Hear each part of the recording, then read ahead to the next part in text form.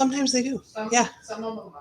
Hi, my name is Julie, and I am with Cornerstone Village in. My name is Julie, and I am with Cornerstone Village in. My name is Julie, and I am with Cornerstone Village in. My name is Julie, and I am with Cornerstone Village. All right.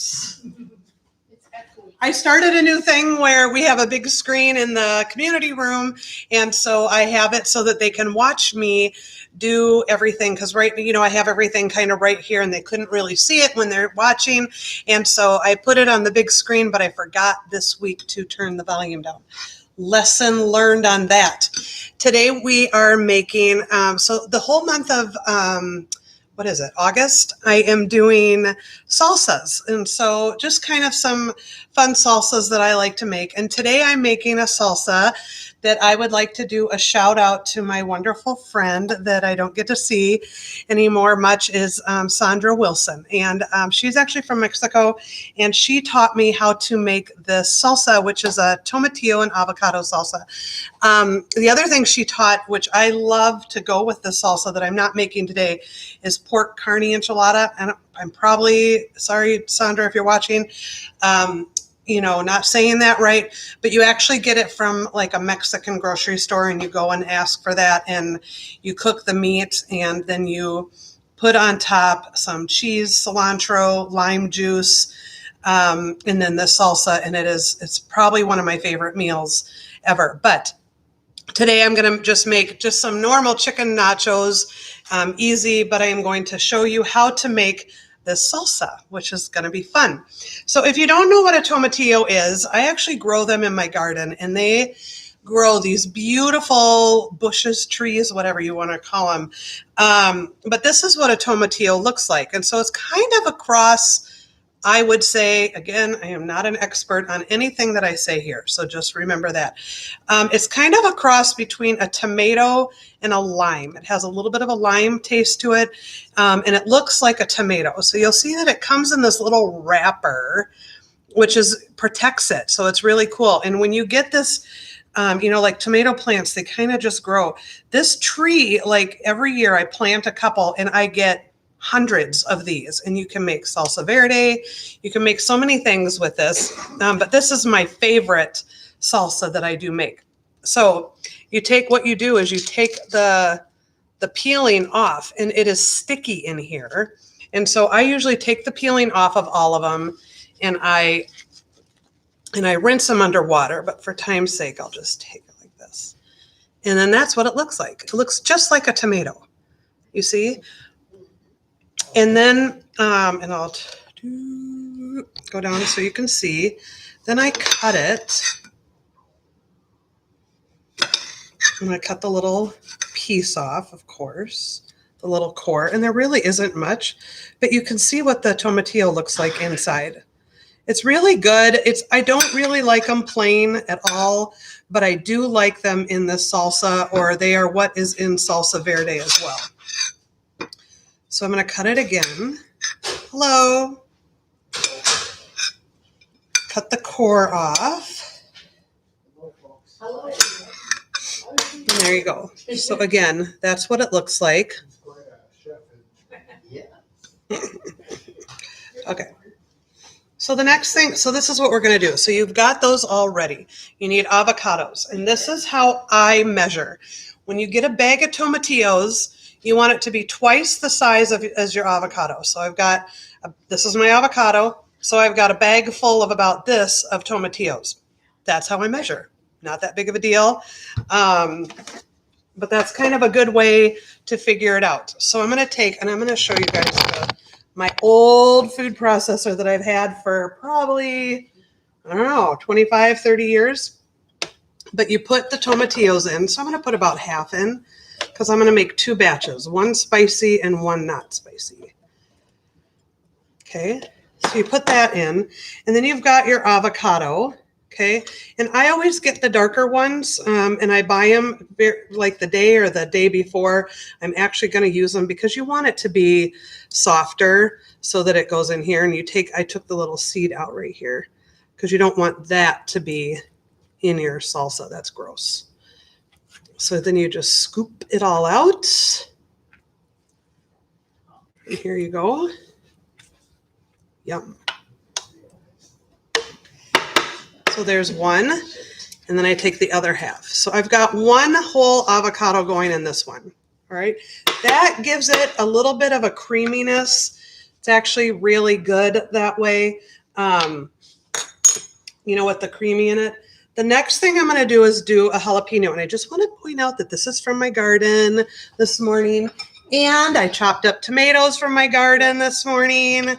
The best thing about summer is the fresh produce. Okay, so I am going to use gloves. Now I use gloves when I chop up onions. So I already chopped up the onions today and I used my gloves because then my hands don't smell.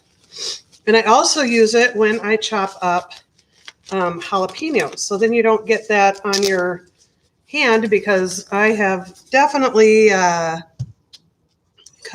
put my hand in my eye after I've cut a jalapeno. So you take one jalapeno. Now, if you're wanting it spicy, I think most of you know this, you keep the seeds in. If you don't want it spicy, you don't keep the seeds in. So I am going to go, and in one, I'm keeping the seeds in. And then on another one, I only have one jalapeno. I'm not going to put a jalapeno on that one. This one will be really spicy. Yum. Then you put a clove of garlic, but I don't use a clove of garlic. I always use this. My handy, trusty jar of garlic that I always have on hand. You put a half an onion. So I just put that in there. Voila. And the key is that you're going to need to put a little bit of water in. And I don't put much in to start, maybe a quarter cup. And the other thing is salt. And I'm going to tell you that you need a lot of salt. At least I do. Sandra, if you have a different idea, tell me. But the more salt, the better the flavor comes out. And I think that that's kind of important. So I always end up tasting it and putting more and more salt in. So then you put it in the food processor. Look how easy this is. Voila. And so you just let it go. And you can see that it's getting creamier.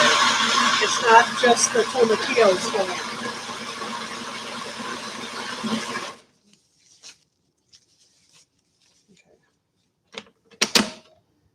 Ooh, needs a little bit more. Let's run it a little bit more.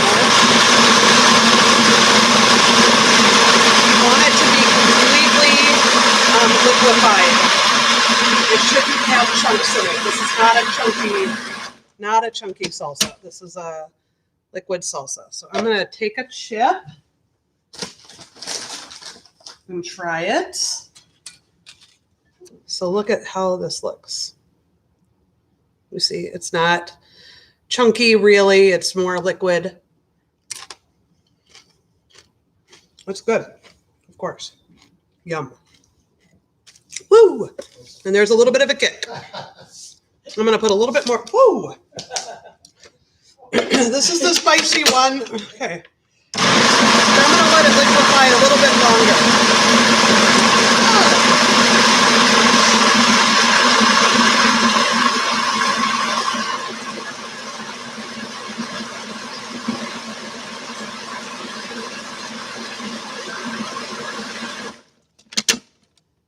Here we go.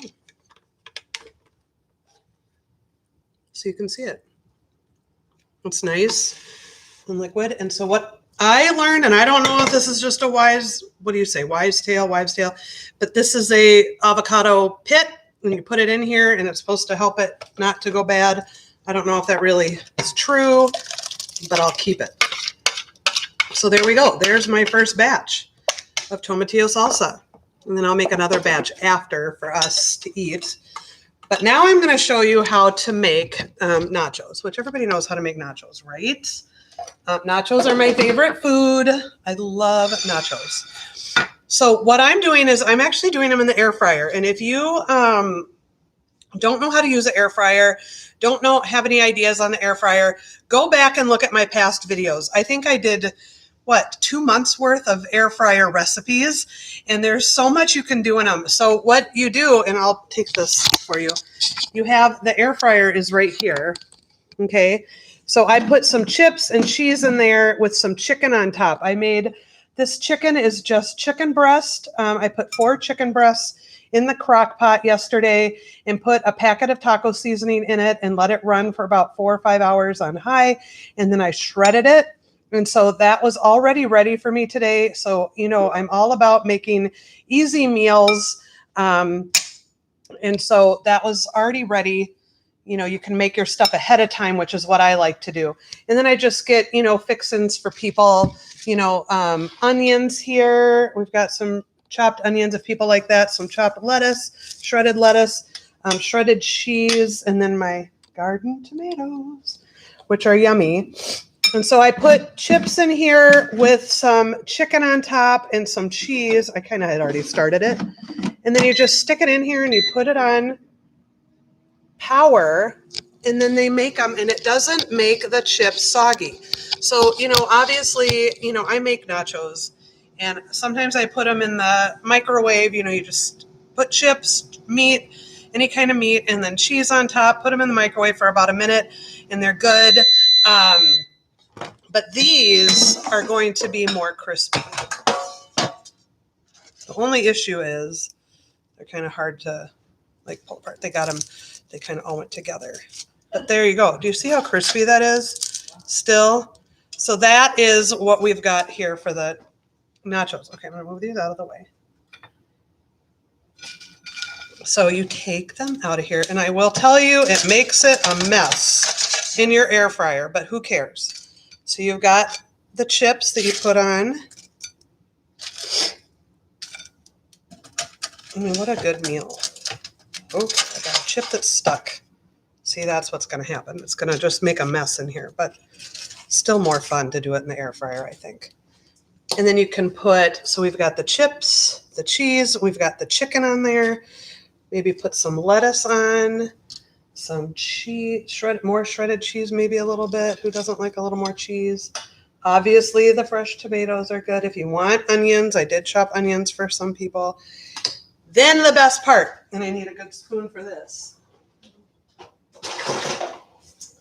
Use one of these, is the tomatillo salsa. And then you put that right on top. So good.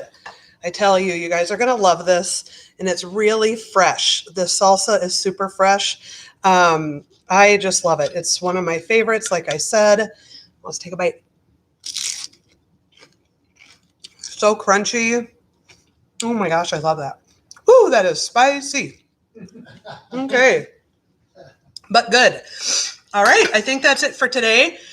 Tune in. I think it's next week. Yeah, next week I'm doing one. And this is my recipe next week. And we call it half and half. And it's a really good salsa that I make. And it'll be a lot of fun to show you guys what I do. All right. Have a great week. And I will see you next time. Bye.